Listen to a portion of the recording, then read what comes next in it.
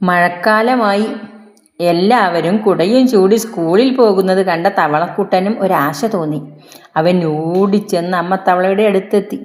അമ്മേ, എനിക്കൊരു കുട വേണം. കുടയില്ലാതെ ഞാൻ ഇന്ന് സ്കൂളിൽ പോവില്ല. തവളക്കുട്ടൻ പറഞ്ഞു. കുടയോ? ഇപ്പോൾ കുടയ്ക്ക് ഞാൻ എവിടെ പോകാനാണ്? നാളെ വാങ്ങിത്തരാം. ഇന്ന് വാശി പിടിക്കാതെ പൊയ്ക്കോ, അമ്മ തവള പറഞ്ഞു. മഴയിൽ ചൂടി നടക്കാനായി നല്ലൊരു കുഞ്ഞിക്കുട വേണം. പുത്തനുടുപ്പും കുടയും ചൂടി സ്കൂളിൽ പോകും ഞാനെന്നും എന്നു പറഞ്ഞ് തവളക്കുട്ടൻ കരച്ചിലായി. തവളക്കുട്ടൻ്റെ തേങ്ങൽ കേട്ട് അമ്മ തവള വിഷമത്തിലായി. ആ സമയത്താണ് തവള മുത്തച്ഛൻ ആ വഴി വന്നത്. മുത്തച്ഛൻ തവളക്കുട്ടൻ്റെ കരച്ചിലിൻ്റെ കാരണം അന്വേഷിച്ചു.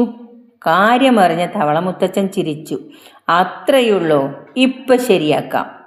തവള മുത്തച്ഛൻ പെട്ടെന്നു തന്നെ തൊടിയിൽ പോയി മനോഹരമായ ഒരു കൂൺകുടയുമായി തിരിച്ചെത്തി. കുഞ്ഞിത്തവളെ, ഇത് കണ്ടോ? കുഞ്ഞിക്കൂണിൻ കുട കണ്ടോ? കുടയും ചൂടിച്ചാടിച്ചാടി ഗമയിൽ സ്കൂളിൽ പോകാലോ എന്ന് പറഞ്ഞ് തവള മുത്തച്ഛൻ ആ കുട സമ്മാനിച്ചു.